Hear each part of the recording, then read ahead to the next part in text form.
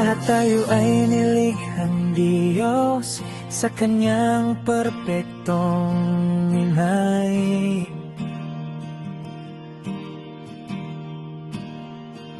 Simula bata ay malapit ang loob natin sa kanya. Ngunit nung lumaki ay hinanap mo siya sa iba't ibang relihiyon.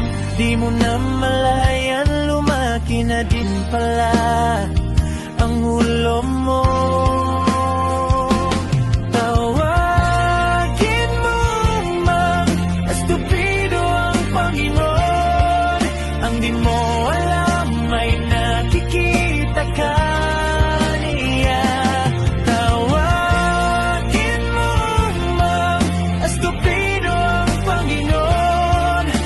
Sa kahambugan mo, sa huling yakin ka rin pala.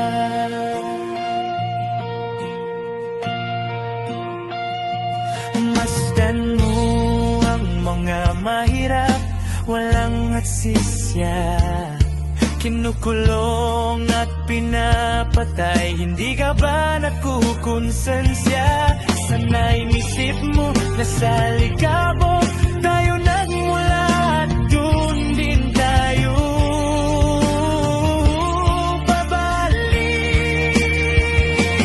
Tawagin mo mang estupido ang Panginoon. Ang di mo alam may nakikinig siya sa'yo. Tawagin mo mang estupido ang Panginoon. Pati magahudas mong alipores, yakin din pala. Dahil umasenso ka sa buhay gamit ang bakal mong kamay. Kala mo ay mas matalino ka pa sa kanyang yabang mo. Tawagin mo man estupido ang Panginoon.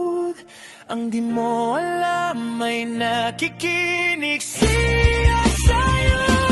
Tawagin mo man estupido ang Panginoon.